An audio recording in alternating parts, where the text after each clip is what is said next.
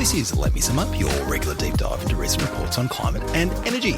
I'm Luke Menzel, recording on Grungy Land, and I'm joined today by my two co-hosts. Global Vice President for T-shirt dispatch and delivery at the Let Me Sum Up podcast, Frankie Muscovich. Hello, Frankie. And how are sales of our limited edition More Sufficiency Now T-shirts tracking? Is sufficiency fever sweeping the nation? If we are to judge by the pace of sales of the More Sufficiency Now T-shirts, I'd say sufficiency is doing better than it's ever done in the Australian context.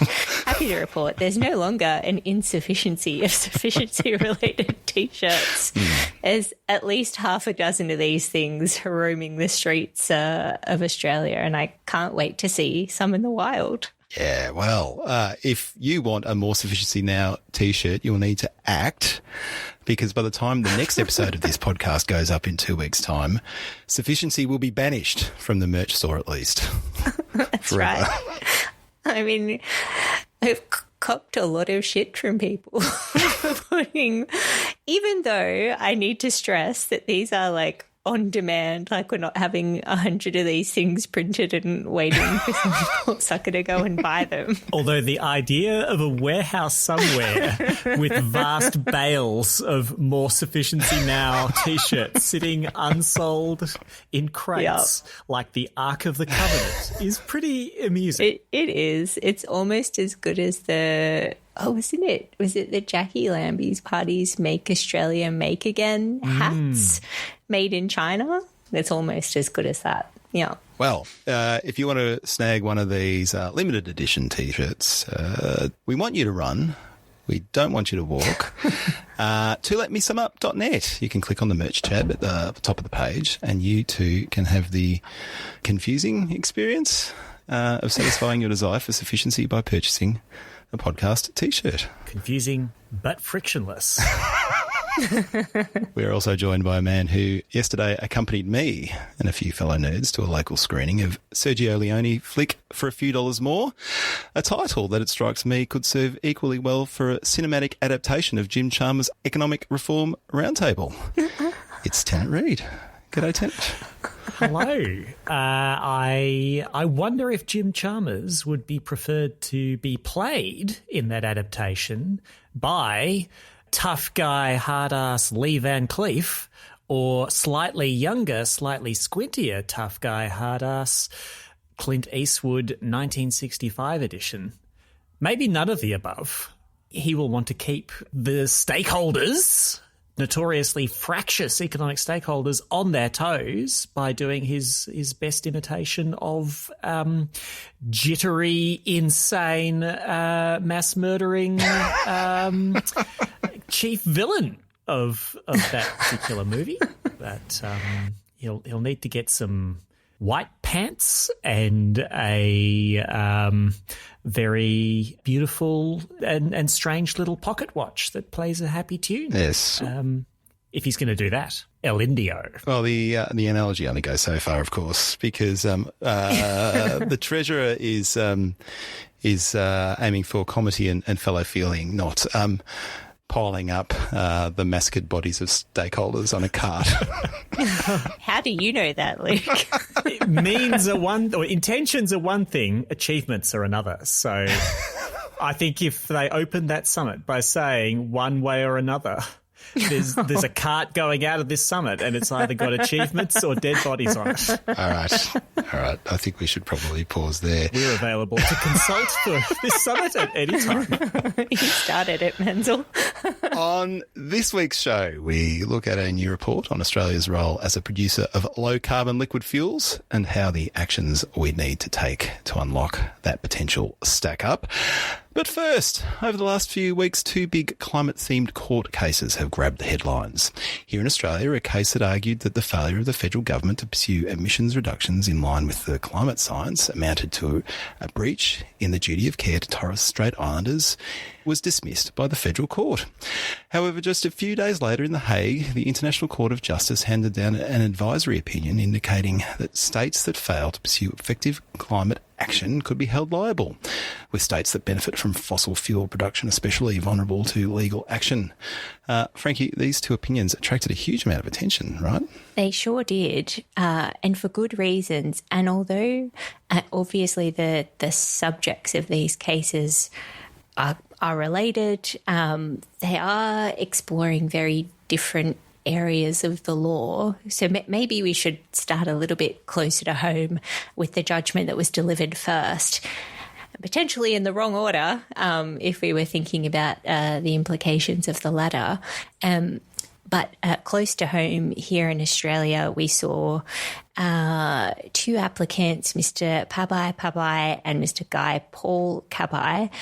They brought a class action to the Commonwealth on behalf of all Torres Strait Islanders on the basis that the Commonwealth had breached its duty of care to protect them from the impacts of climate change.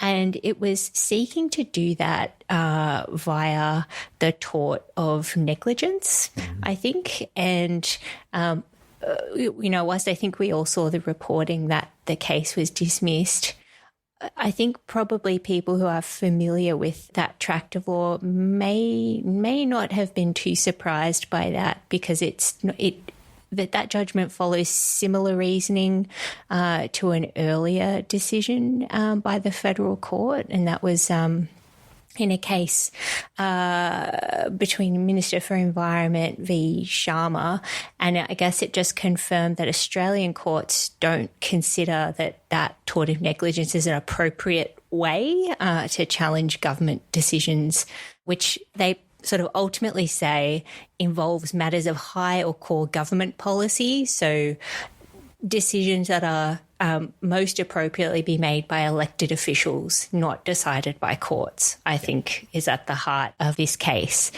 And so whilst that was dismissed, it didn't stop, though, the court from having a few things to say about the way Australia's nationally determined contributions and emissions targets had been set previously, and, whether that had been... Did they love it? They did, They had some reasonably, you just got to love a good court opinion, don't you? They just don't mince words, and that's potentially what's so refreshing about reading some of these judgments, even if there's a lot of legalese to work through. Yeah. That they're actually reasonably clear in some of the things they'd had to say about whether the government had regard to the best available science, or were taking the action necessary to play their part in limiting climate change. So did either of you want to pass a comment on what they had to say about previous government's decisions on that front? Yeah, well, so they heard a bunch of evidence from eminent Australian scientists and climate modelers and 1.5 budget knowers, and from current and former government officials. And the argument from the applicants, from the Pabais, was that all of the targets that had been set by successive Australian governments since 2015 were ignoring, functionally, the science of climate change, the best available scientific information. And the court accepted that, while after saying, look, there is no duty of care of the Commonwealth of the nature that the applicants were stating. But if there was, then it would be relevant to consider, if it was being exercised. And the court reckoned that no, it wasn't being the standard of care that would apply if it did, which it doesn't, wasn't being met. Mm. And they, as you said, Frankie, they did use some relatively ripe language. The 2015 decision, it was tolerably clear that the reports of the Climate Change Authority on what should be taken into account were either ignored or entirely disregarded. The evidence gives no indication whatsoever that the Commonwealth had regard to the best available science when it decided to reaffirm its existing target in 2020. In 2021, when they adopted the net zero target, the court said evidence from the former government officials or continuing officials, I think, tended to support the inference that the addition of that net zero target was a matter of mere window dressing. But 2022, the court disagreed with the applicants and said the Commonwealth genuinely considered and engaged with the best available science, which is not what some of the witnesses or people testifying, including Malte Meinshausen, very eminent 1.5 budget knower, said. But the court thought, no, this was more in the realm of the they listened to the science and then they made their decision. But it's open to governments to make decisions on the basis of more than just the science. Well, this is the point, right? The idea is that you need to properly consider the science, but then you've got a broad range of public policy interests that you're trying to balance. The test isn't, did you do what the science says you should do? The test is, did you take seriously what the science says you should do, and then consider that alongside other public policy priorities and make a decision. And as long as you do that, you're okay.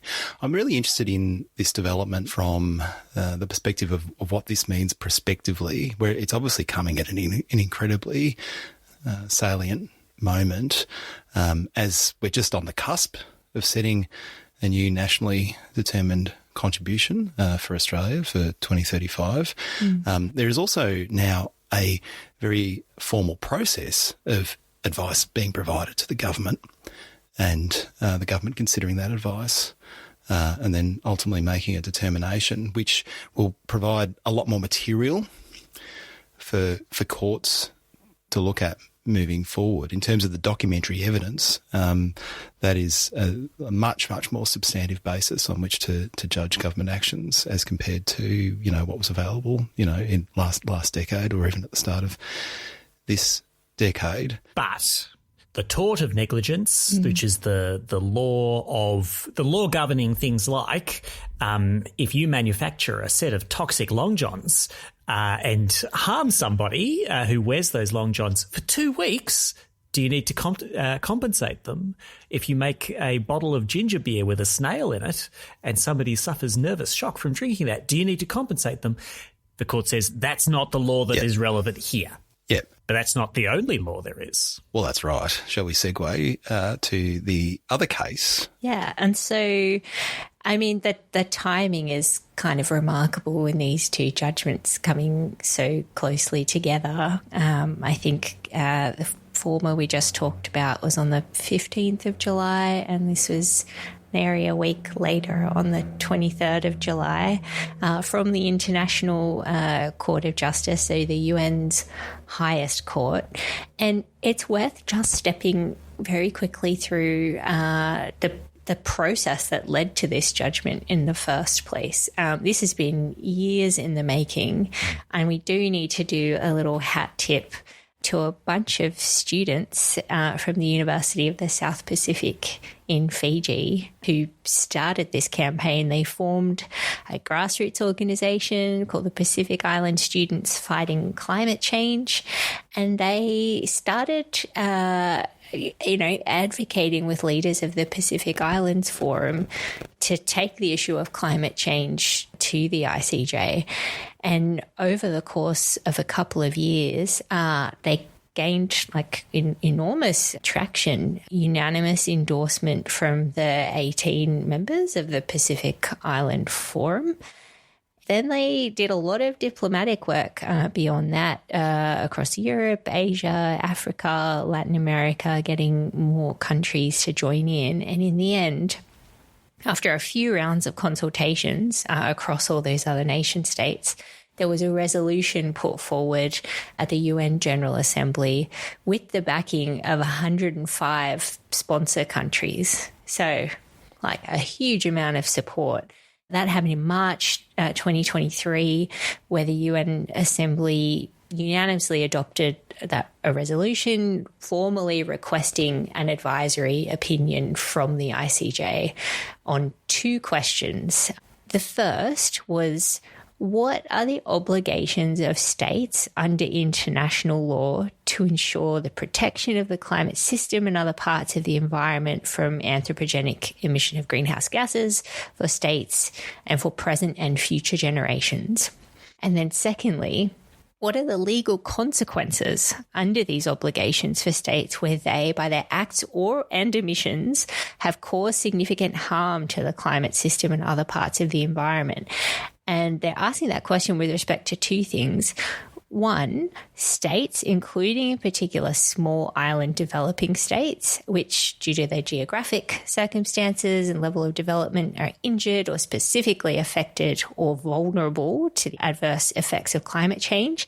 And then I think really significantly, there's a secondary point that says also relevant to peoples and individuals of the present and future generations affected by the adverse effects of climate change, which is pretty broad, like they're pretty broad-ranging questions. And it's not who actually is responsible. Has anybody actually done this or that wrong? It's setting up a framework for future decisions that could be sought of that more specific nature. That's right. And so the other thing to say is they were tasked with interpreting international law. Obviously, they're calling on the UN's climate change framework, but it's actually broad, like not just confined to that, broader than that. And so it would have considered other treaties covering biodiversity, ozone depletion, desertification and the oceans, and also human rights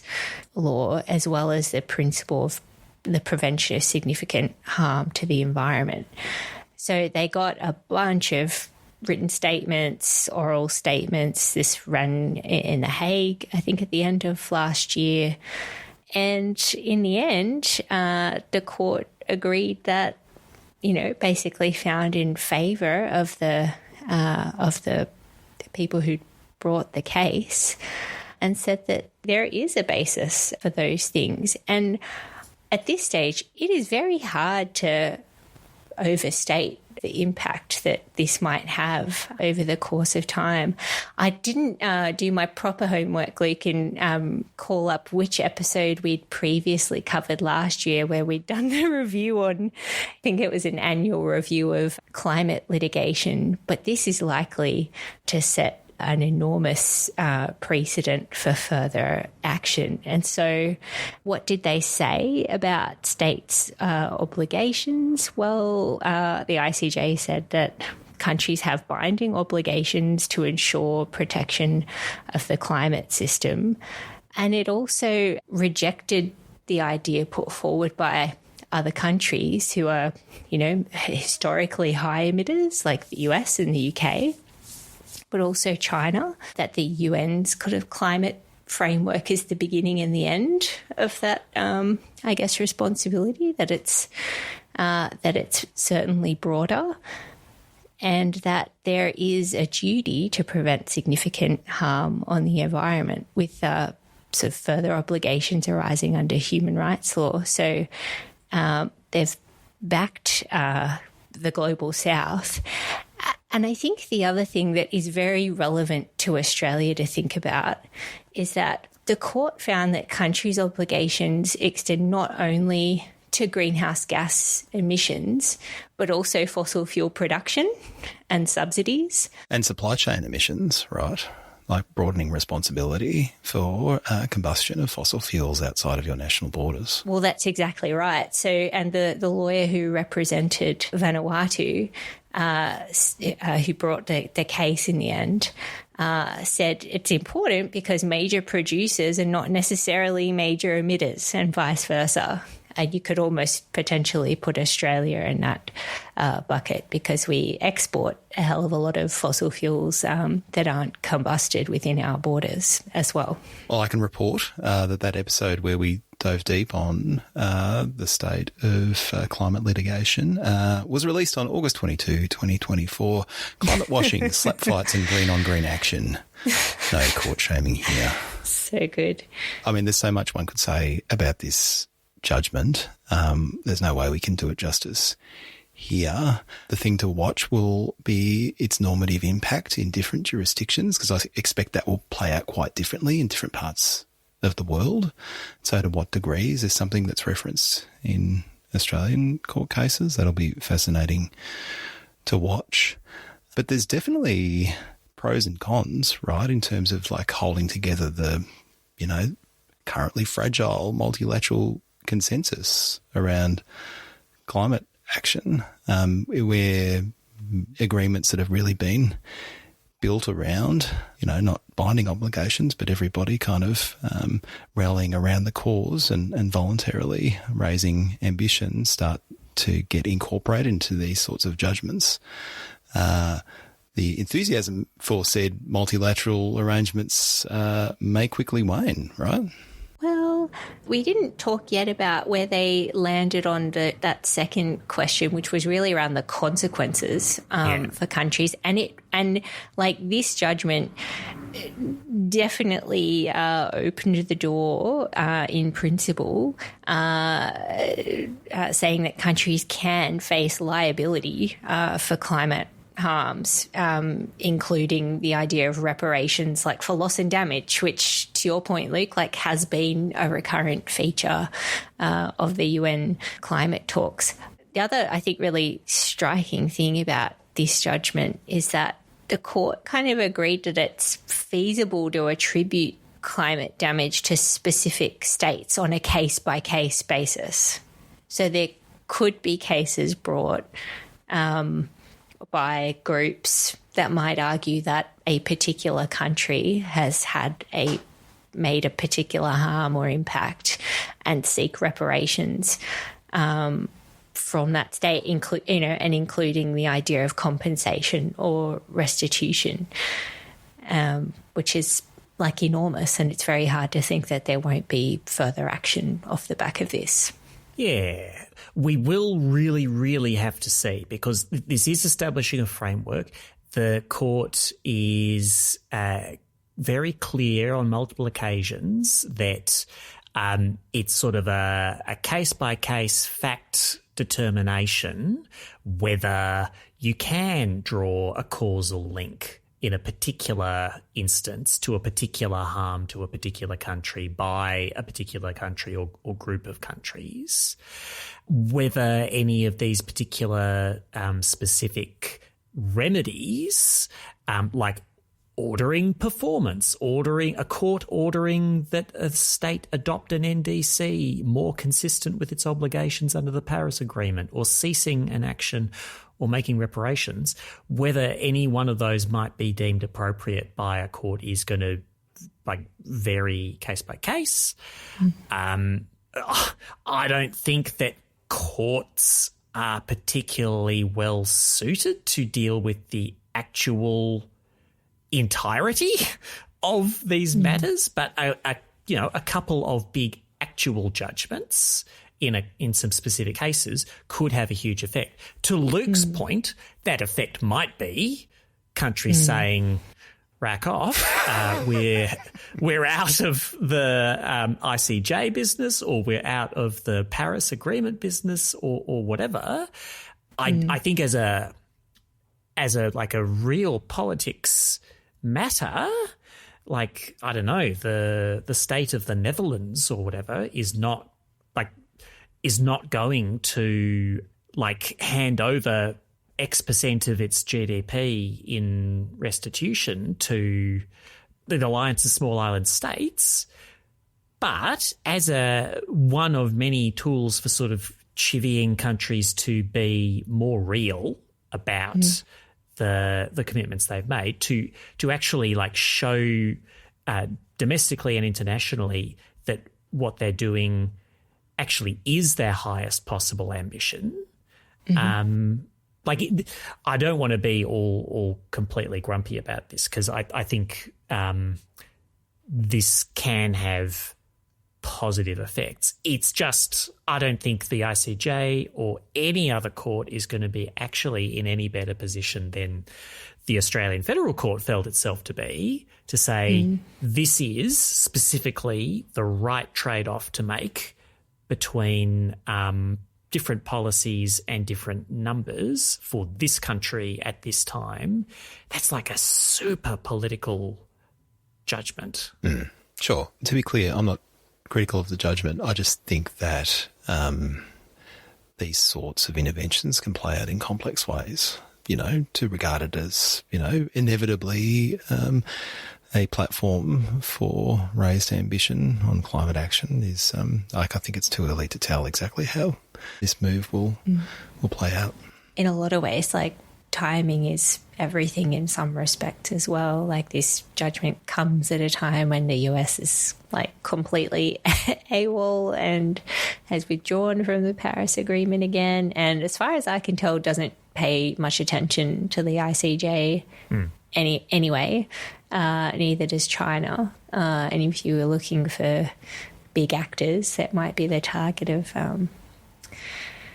follow-up actions, they'd probably be a couple that come to mind initially. So anyway, it's going to be really interesting to watch that play out, and to the extent that it factors or influences, where states are lining up on their next NDCs. We're eagerly awaiting advice from our own climate change authority to be made public, right? And so I think this, along with, pushes from a lot of other groups towards maximum ambition, hopefully sees governments falling the side of more ambition, not less.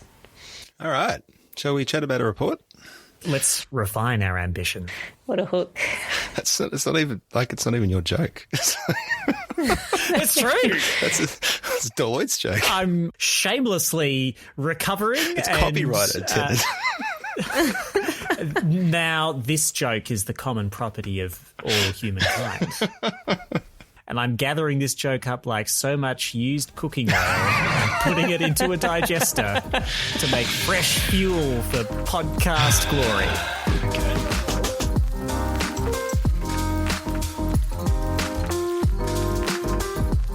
Around 32% of Australia's emissions are produced through the combustion of liquid fossil fuels, mostly in transport and mining.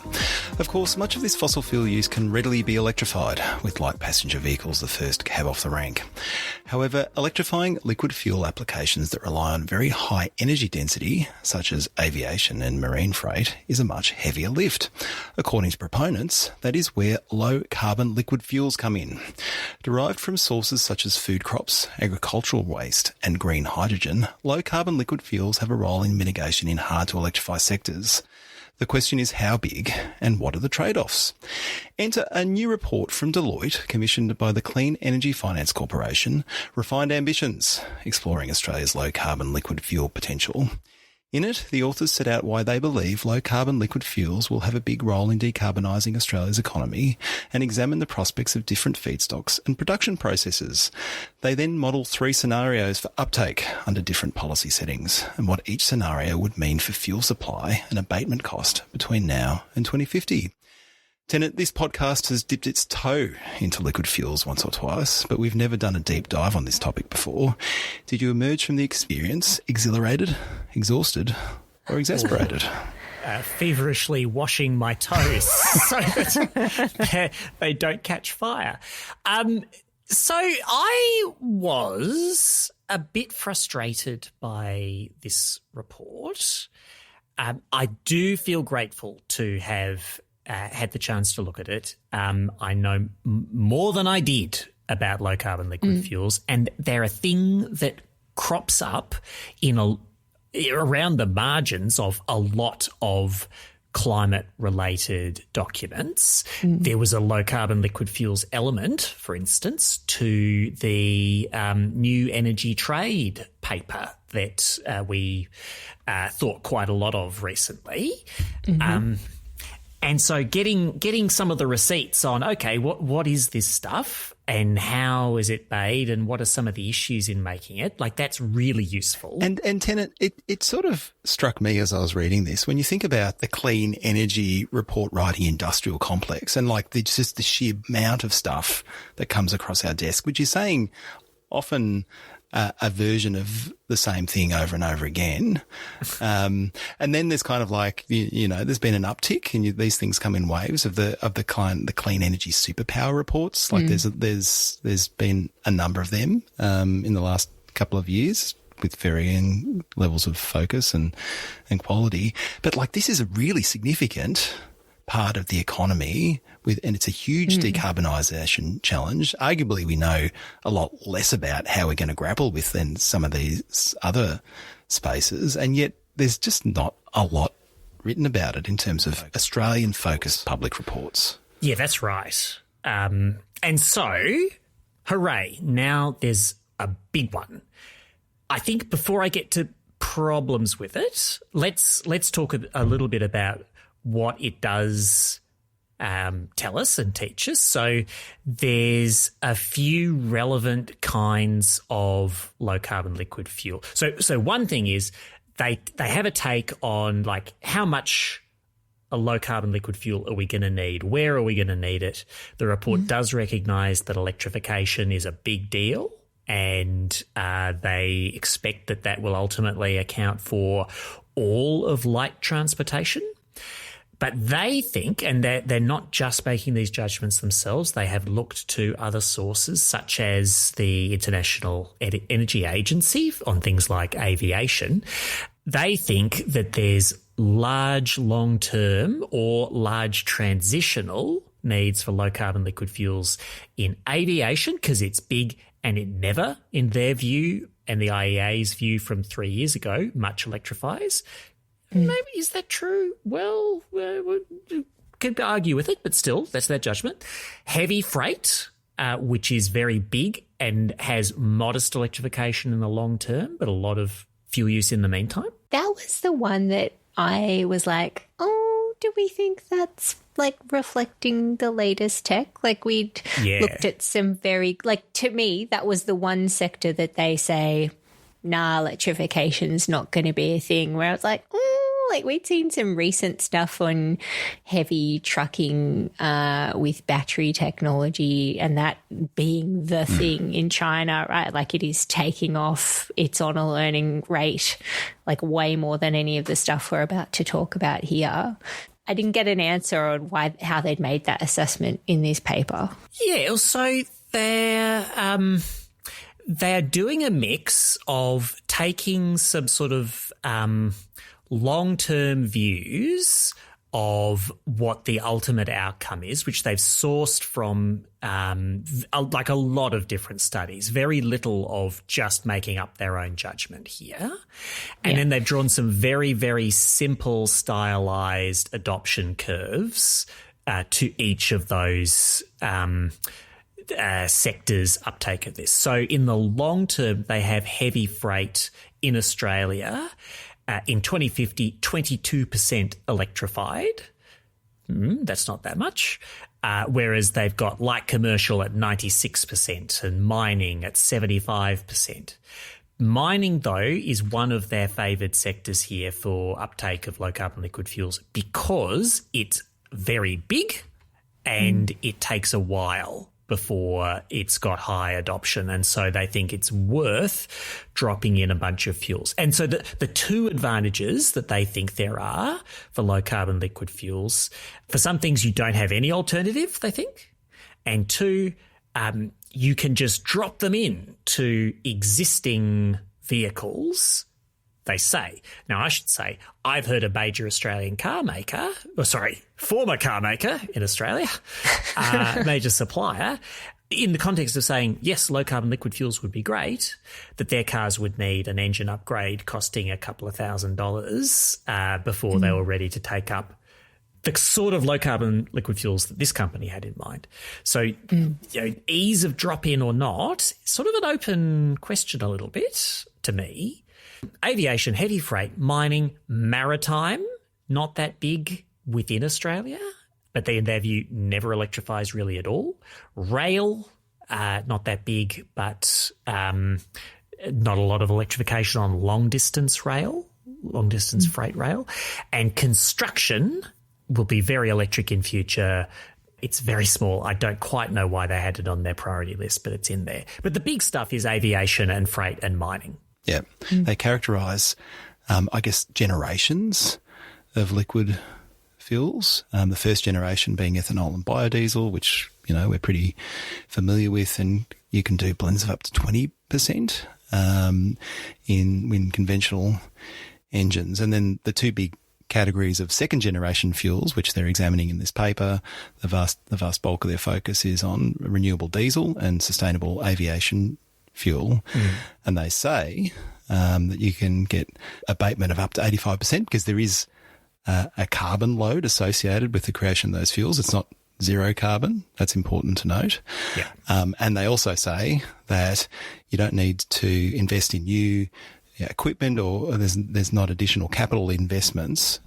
You can drop in this fuel up to 100%, which, as you say, I'm not a technical expert in this space, but at least some people can test. And then there's a third generation of fuels, which they don't spend a heap of time on, but are quite critical to the analysis sort of as you get into the late 2030s and the 2040s in some of the scenarios that they model, which is synthetic fuels, power to liquid fuels, which is effectively fuels that are based on green hydrogen, but are then converted into fuels that can be used in these various applications, including aviation. With the addition of carbon to the hydrogen to make a new hydrocarbon. Are we tempted to do a little, because this report exposed me to new acronyms, like a host of new acronyms. Do we need to do a little glossary for people on stuff? I think we should. And so the four tech pathways that they talk about here are HEFA, ACJ, FT and PTL.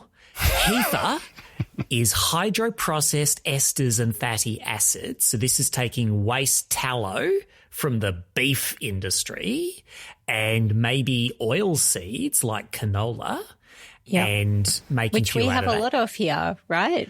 Like that's we've got a lot of tallow and canola. Like we're exporting a fair bit of it. Yeah, there's some issues which we should come back to about taking that oil seed and doing something that's not food with it. It's all fine. Yep. Who needs food? Well, I'm reassured. Well, I mean, okay. No, it's too tempting. We should hold off on that whole conversation. Okay. We were explaining acronyms. HEFA with waste fats, tallow and like used cooking oil, that is the easiest, cheapest thing right now. But there's only so much tallow and waste cooking oil going around. And if you want to do a lot, then you've got to go to some of these other techniques or to make more feedstock like oil seeds. So the second one, ATJ, I don't know if anybody calls it ATJ, but like they should, it's cool, is alcohol to jet. And you make the alcohol with the kind of carbohydrate-rich plants that you usually make alcohol with, like sugar, like wheat, like sorghum. And this, I think, has the biggest issues around, what were you going to do with those crops? And in Australia, we should point out, like sugarcane is the big... Yes. The big feedstock in this category. Yep. And you could maybe use ag waste at greater expense as a feedstock here too. It's just got to have carbs in it. And then the third one is FT, Fischer-Tropsch.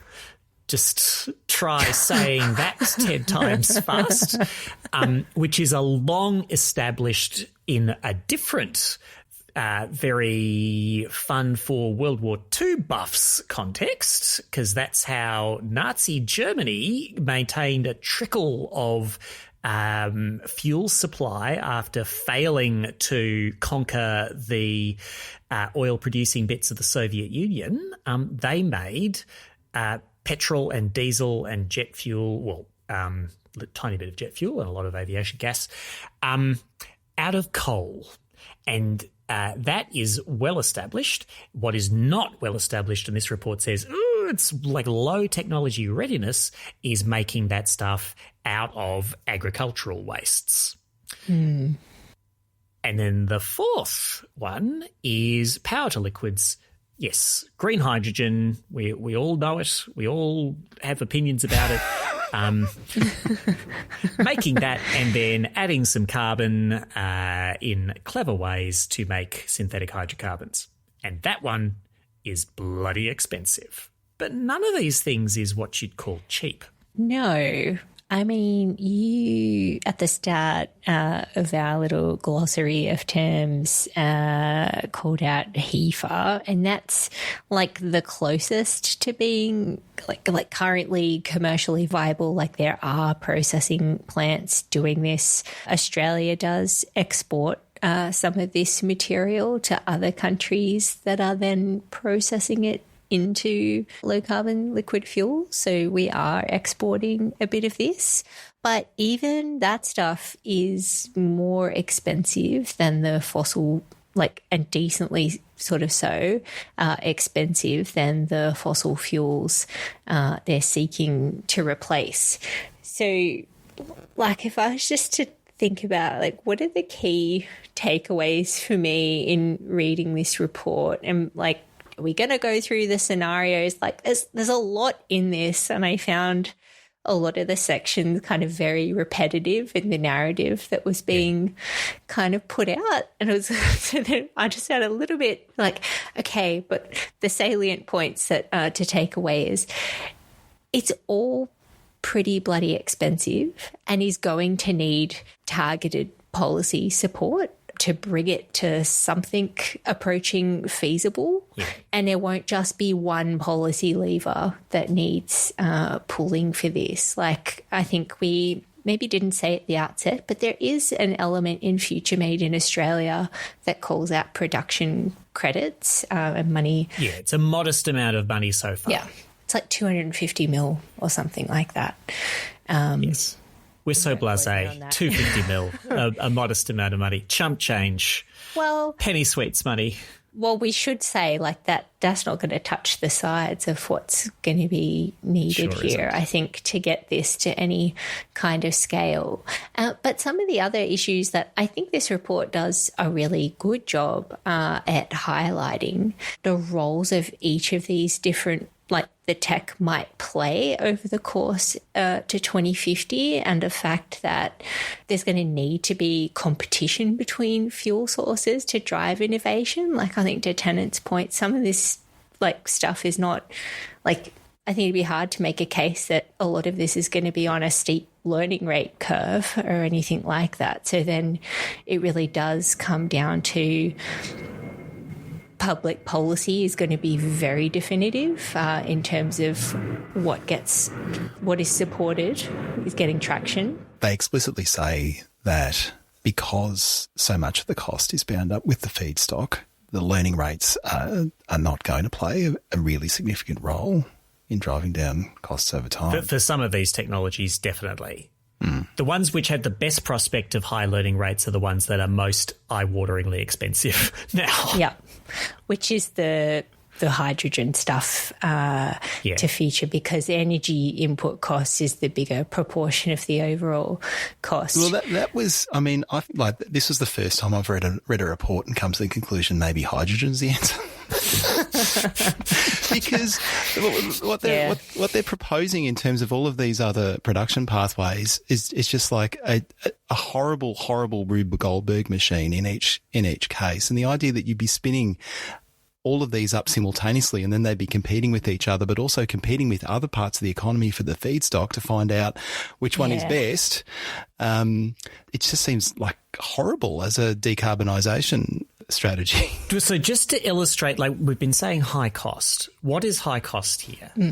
In the numbers presented in this report, in 2030, so very early in the new plans for uptake of these things, although people have been trying to make biofuels a thing for a long time, and like the version of that we're more familiar with is ethanol being blended into petrol. In 2030, the cheapest heifer with tallow option is in the region of $2 to $3.50 per litre versus jet fuel, $1 a litre. And then power to liquids, super duper immature, is all the way up at like $10 a litre. That's on an energy basis. But if you think about it in terms of cost per tonne of CO2 abated, then the costs are quite high in that context because, as Luke said earlier, this isn't actually, or was it you, Frankie? As we acknowledged on this podcast, these are not carbon emission free on a life cycle basis. There are emissions in producing the feedstock. There's emissions in running the conversion processes. And so we're talking the cheapest ones here in 2030 have got an abatement cost in the region of 1,000 Australian dollars per tonne. 1,000. And if that's for a relatively small volume, as you work your way up the stack of progressively more expensive feedstocks and opportunities, you're getting towards the $5,000 a tonne range. Now, things get better than that in the long term in their numbers, but they don't get that much better. There's like long term $550 a tonne. Like I started to say like public policy is going to be definitive here in terms of, I mean, potentially which technology, because like you can choose to give production credits to different kinds of fuels over others. So I think then thinking about what's happening internationally, some countries are introducing mandates, particularly in aviation, that countries will require a certain amount of SAF to be used. And we're starting in really small increments, like in the order of 1% or even maybe as high as 5% on a 2030 horizon. But that's kind of driving some of the initial demand. The figure that I liked that really stepped out there is not actually just one mandate, or incentive that's likely to do the job. I know you saw figure 12, but it had this, a stack starting with the roughly $1,000 per tonne. And this was looking at a stacked policy support in the US on the West Coast where, there's a renewable fuel scheme, which has been in place forever. That takes a chunk. Then there's a SAF production credit that gets layered on top of that. Then there's a state-based tax credit that gets put on top of that. And then you're still, looking at a cost differential where you've got fossil jet price at $1 a litre needing to make up a $0.50 difference to be competitive. So there's an awful lot of heavy lifting that needs doing to support production of any of this stuff at any scale. And I think, the interesting things that I liked that this report steps out are, even though it makes for slightly depressing reading, some of the barriers that really come in waves or phases as the various sectors mature, because I think as this report would say, it's unlikely to be one technology that's going to do this over 20 years. That maybe this is where we get to the problematic of all of the biogenic stock being exhausted at that point, then prompts the need for some of those other tech to step in.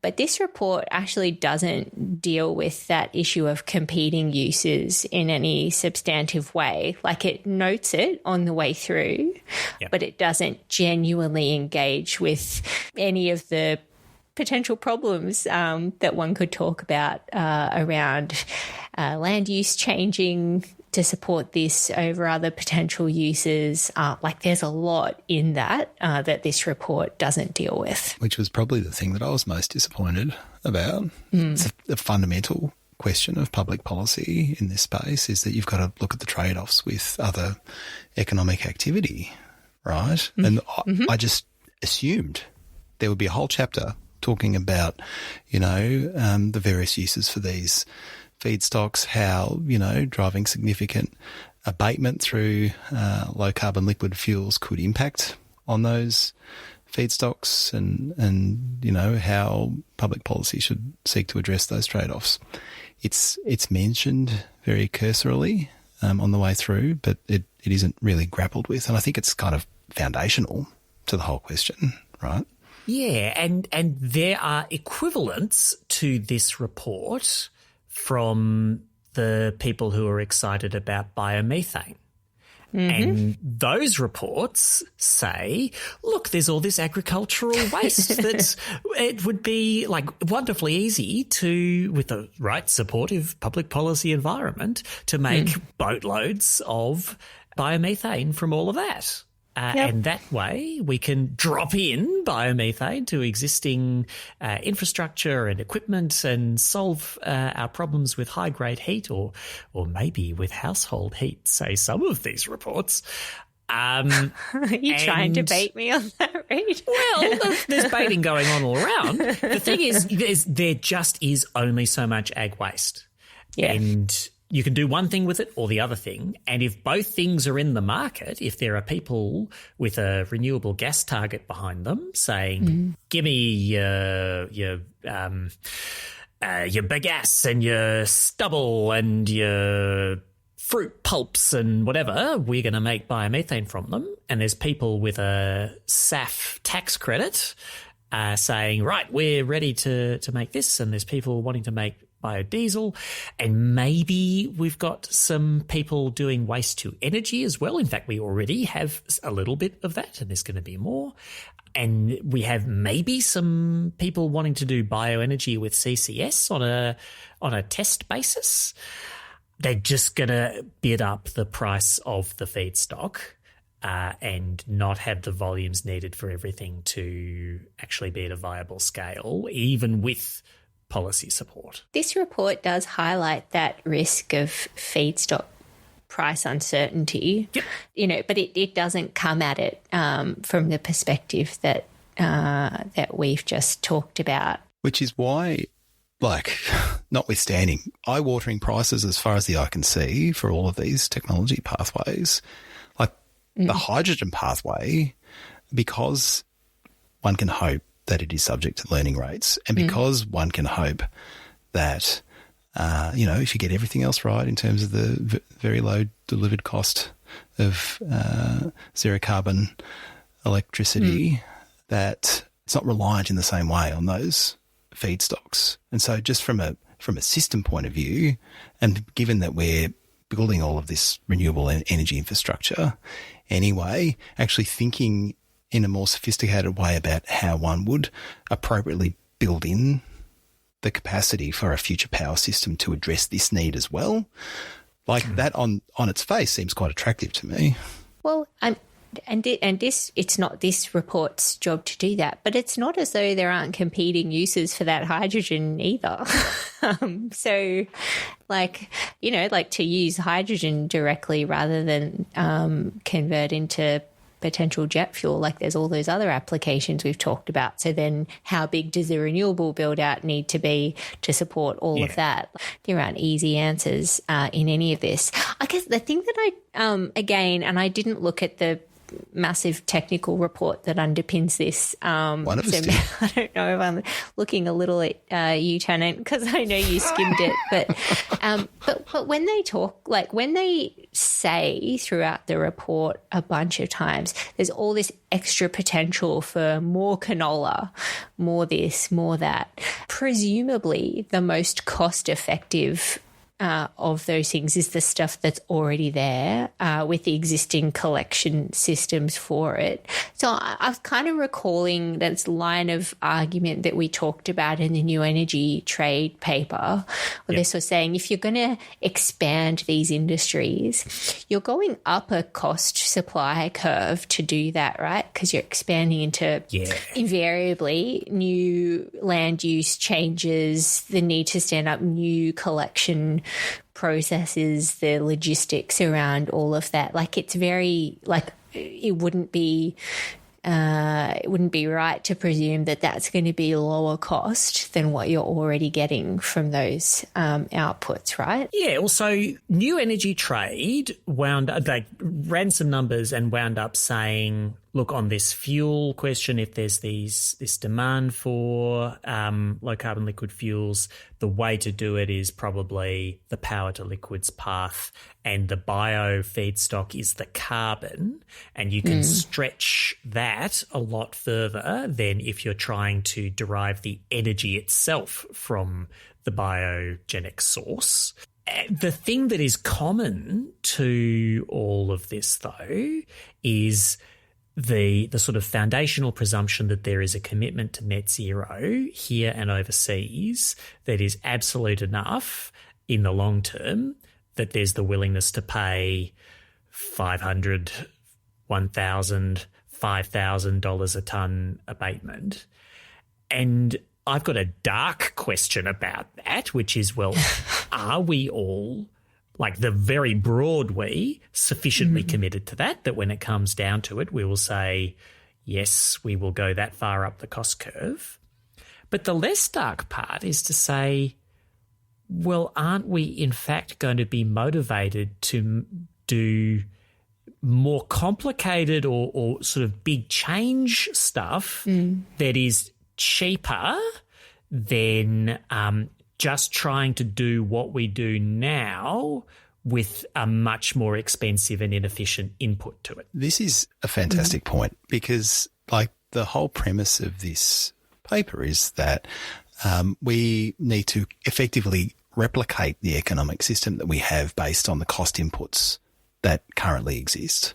If you change the cost impacts with a new set of inputs, then like the economy should shift around that, and we should do things differently. It might mean there's less marine freight going around the world. It might mean more sufficiency now, Frankie. Maybe we're flying around the world less than we do now. We make the T-shirts locally. There's just one flight, and you're parachuting out at designated points. And it doesn't just have to be a sufficiency agenda. It could be an innovation agenda where we find smarter ways of doing things that we're not focused on now, because there is a straightforward and relatively cheap solution has worked low these many years. Like, I just don't think that an assumption that you change the cost inputs and everything basically stays the same is a good one. Yes. And this modelling doesn't really grapple with that at all. Yeah. When I did go I was sort of like tiptoeing through the technical appendix, trying to resist the temptation to just lose myself in it, because I'm a sicko. As best as I could see, they had future demand projections for aviation, for shipping, for freight, from their base scenario, where there's not much more policy than today and very little more low carbon liquid fuel happens. And it's the same demand numbers in the other two scenarios. We have quite ambitious changes to the safeguard that drive a lot more on-site abatement, or we have mega ambitious EU-style percentage mandates scaling up to everything. And in those scenarios where you are paying like 5 times, maybe 10 times the price for fuel for your plane or your heavy truck that you are today, there's nothing in the various partial models and spreadsheet exercises that they've done that translates that higher cost into lower demand or shift in mode shift, more long-range rail, less trucking. That's just not in there. Yeah. And that's it. Models can only get so complicated. I'm willing to cut the good people at Deloitte some slack, but it's a pretty important dimension. If doing the same thing in a sort of a way that requires little change of you also requires you to do the equivalent of like fuel your car with champagne, you might drive less, or you might look for other vehicles, or you might go, I know it's a lot of embuggerance to sort out the parking situation at the back of my house and put in a charging point for an EV, but I can't keep paying these fuel bills. And so it's more complicated than that for like introducing electric aviation with Australian city-to-city distances. It's a lot more complicated than that for trying to make maritime use of ammonia as a fuel, which is all very well until you get a leak, make that work. But if the money on the OPEX is high enough, you're probably going to be willing to make some changes on the CapEx side. And importantly, a lot of this is premised on the idea that that drop in fuel is going to be preferable because the companies are going to be unwilling to write off capital expenditure that's not end of life. But as you say, if the operational expenditure is completely off the charts, actually just buying the new thing that can be powered by 100% renewables or whatever it is a way of just, solving the problem and moving on. Just on that, I'm more interested in hydrogen than this report is, but I'm also much more bullish on electrification than they are. I think that's probably going to play a much bigger role in some of these sectors than they are contemplating. I've said it before, I'll say it again, don't bet against electricity as an energy carrier, right? And I think as we see incredible innovation taking place in China, not just in China, but a lot of it is happening in China around the role of batteries, and that market is just spinning up and doing incredible things already. You put that forward 5, 10, 15 years in different parts of the economy, we could be quite surprised by how much of these parts of the economy can be powered directly by renewable energy with batteries, right? And they actually seem in China to be making battery swapping for heavy vehicles work. Yeah. People may remember Better Place, a plucky startup active in Australia, but other places, that was probably 15 years ahead of its time. They tried to make battery swapping a thing, and they did not. But it seems like it is happening in China. If that carries forward, that may make this electrification a relevant pathway for a lot more of freight a lot sooner than is currently in reports of this sort. And to that point, they've got the three scenarios: the base scenario where we just keep muddling along and nothing much happens. They've got the central scenario, which assumes that the ability of safeguard entities to acquit their obligations with ACCUs is dramatically reduced. They need to do 70% on-site decarbonisation. They can only use ACCUs for 30% of their emissions obligations. That drives a whole lot of activity. And then the third scenario is, as you said, Tennant, adopting an EU-style mandate that you're putting low-carbon liquid fuels into your jets or into your production processes. This report left me strongly of the view that mandate's the wrong way to go, because you want to leave it up to companies to test the market and look at all the different options that are available to them to do that on-site decarbonisation, rather than mandating a particular technology pathway, which might not be a good idea. So I think I agree with that, except that very little of transport is in the safeguard mechanism. And so maybe that situation will change. And if we come up with other policies, then to your point, Luke, they should be open to a range of solutions rather than picking the one. I think I agree with that. I'm such a details nerd. Some of the stuff at the back end of this podcast. Some of the stuff I really liked in the back end of this report talked about, because we touched very briefly on just the reality that all these different fuel types, they're not zero carbon, right? They all have different carbon intensities, very complex supply chains and provenances and processes need to be carried out. Actually, the way that is documented, certified, is actually going to be super critical, like regardless of how, I think even how much of a role it's going to play in a market, because it is going to be a global one. I think countries like us, that I like to think, particularly with guarantee of origin schemes that are being stood up at the moment, need to be really high integrity, ought to give us an edge in the way that we approach this. But you can't be blind to what's happening globally. And so I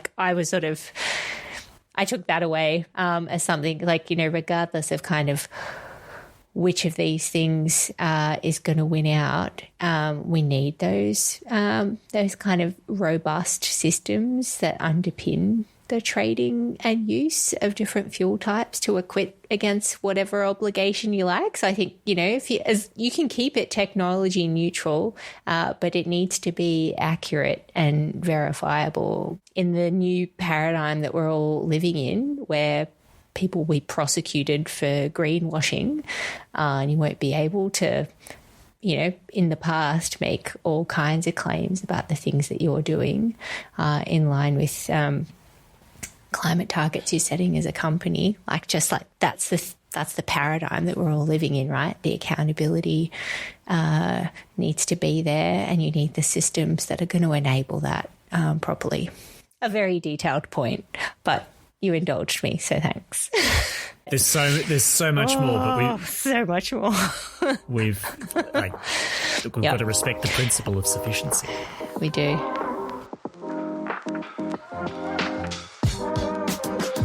As always, we close out the show with one more thing, in which we all share something that is currently captivating our attention. Tennant, what have you got? I have a dangerous endorsement for another podcast. What? I've been listening for a little while to the Shift Key podcast, which is about the shift away from fossil fuels.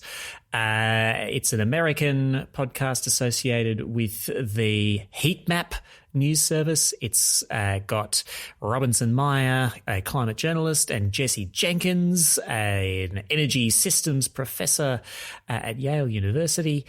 And they have recently been doing a summer school mini-series, which should be very handy for anybody in the audience who feels like they would like a bit of a lecture by a nice engineering professor on what is actually happening in bits of kit in the power system. What are the basics of the workings of the power system? How do thermal generation technologies work? How do renewable technologies work? And more. I think their basics are a lot of fun. They're well presented. They're just handy meat and potatoes, and easier to digest than the meat and potatoes we were just gnashing at in the low carbon liquid fuel space. Yay, that sounds great. I will check it out. Frankie, what have you got? Well, I've been in a process of finishing up my previous job and about to jump in the new one. So taking a rare moment to not be following so much of the domestic situation for a second.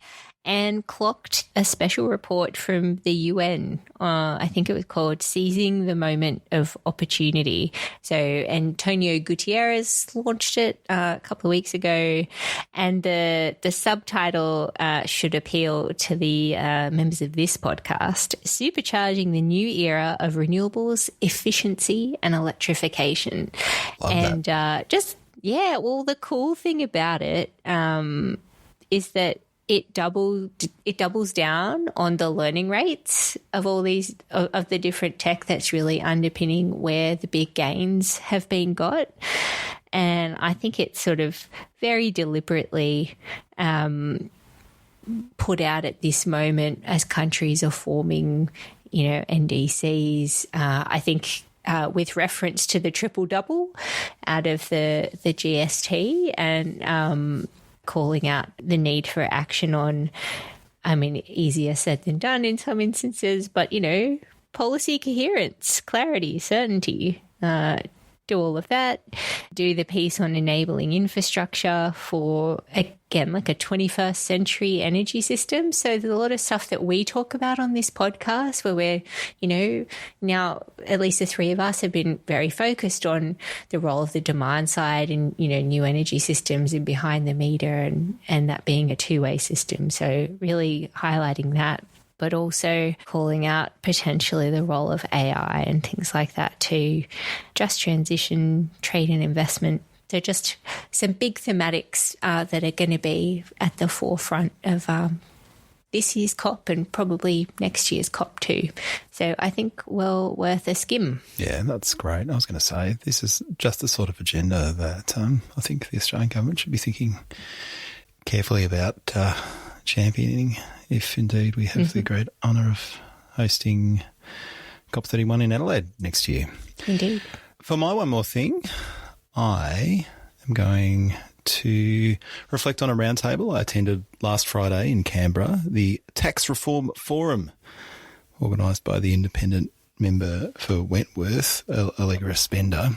As a lot of you probably know, Allegra has carved out a bit of a platform for herself as one of the leading advocates for tax reform in Australia, so much so that she snagged one of the golden tickets to Jim Chalmers' economic reform roundtable in the second half of August. Will she be Charlie Bucket at that meeting? I hope so. Or Grandpa.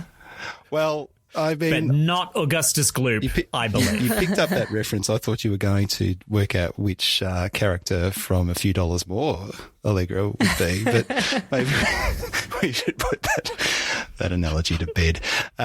Anyway, in the lead up to that event, Allegra convened her very own roundtable to canvass ideas from the great and the good. You had your Ken Henrys, you had your Ross Garnos, you had your John Daly's, you had your Aruna Thathanapallis. It was really quite an incredible lineup, and we worked through sessions on how to recalibrate Australia's tax system to boost business investment, to better calibrate the way that we tax individuals. And a big theme was aligning our taxation system with the achievement of environmental outcomes. On that last point, there was quite a bit of support for revisiting a carbon tax or an emissions trading scheme, and a suggestion by some that this is something that the Albanese should take on in this term of government. And I just wanted to say two things. Thing one is that I agree that Labor should revisit carbon pricing. The failure to do so is tying up public policy in all sorts of knots. And while we can probably create a complex system with a plethora of bespoke policies for decarbonising each bit of the Australian economy, it is not particularly efficient. And I think, the paper that we just read sort of underlines some of the challenges associated with that. You do need complementary policy. You do need sort of industry development and targeted industry development, but having that broad-based carbon price would just be incredibly helpful for driving decision-making across the economy. But thing two is I think it is insane to propose that the Albanese government takes this on without a mandate in this term of government. I think that would be disastrous. We have to get through and beyond this partisan merry-go-round on carbon pricing. And the way to achieve that is by taking it to an election. So my strong suggestion to those advocating for a carbon price is to aim for it to be something that probably this Labor government feels confident taking to the next election, likely with a broader economic reform agenda that builds a coherent narrative about how we do some big things together and how that change is going to leave us all better off. And actually achieving that mandate would be the way we break the back of the climate merry-go-round and build the consensus in the centre of politics that we so desperately need. I think that's a wonderful suggestion. I agree. Was there an acknowledgement that the old safeguard mechanism coming out of the closet and the review of that next year might provide a really good opportunity to examine such a mandate? I think that there was a lot of reminiscing about carbon prices past and lamenting that they had gone by the wayside by some of the people that were directly involved in setting them up. And so I think there was a little bit of discussion of the safeguard mechanism, but I think, heeding Allegra's call, everyone was sort of thinking big and thinking ambitious. And I think possibly when it comes to the topic of carbon pricing, leapfrogging over the safeguard and trying to think about how you do something across the whole economy. Well, my suggestion, not as good as that, is for these roundtables that the good people at Treasury put on some orange makeup, put on a green wig and troop out after every idea is spieled by an attendee to deliver harsh judgment in song as Summerupperers. So helpful. All right. We are almost done. But every fortnight after the show, we record a bonus episode called There Is Too Much, in which we kick back, relax, and cover something we didn't have time for on the main show. And Tennant, we're sort of continuing the theme of my one more thing, right? We're diving into Productivity Palooza 2025. Yes, like the rest of the population, we've caught reform fever, and we're going to be raving in our depths of productivity obsession for some entertaining length of time. Available to you should you be a super summer-upperer.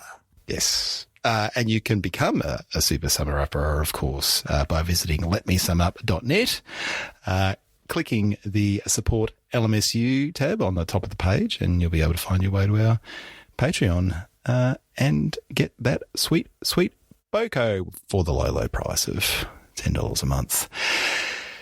All right, that is our show for today. This podcast was edited by energy professional and podcast tragic Mark Spencer from Here Media Studio. Frankie, you like promoting things. What would you like to promote this week? I have to bookend with another shout out on our More Sufficiency Now, because if you don't buy them now, you won't be able to buy them later. So go on to letmesumup.net, click the merch button, go support the sufficiency movement, or well, technically they're supporting us. Yeah, well, you're supporting us who like to talk about sufficiency a lot. At least one of three co-hosts likes to talk about sufficiency a lot. I've actually already got some hot tips from friends of the pod on sufficiency-related writing that I'm going to stick on the pile. So they're books, though, so I've hesitated to add them to the pile just yet. But anyway, do it. Do it now. Do it now. Run, don't walk. Don't walk to letmesumup.net. For Frankie Muskovich and Tennant Reid, I'm Luke Menzel. Thanks for listening, and we'll talk to you again soon.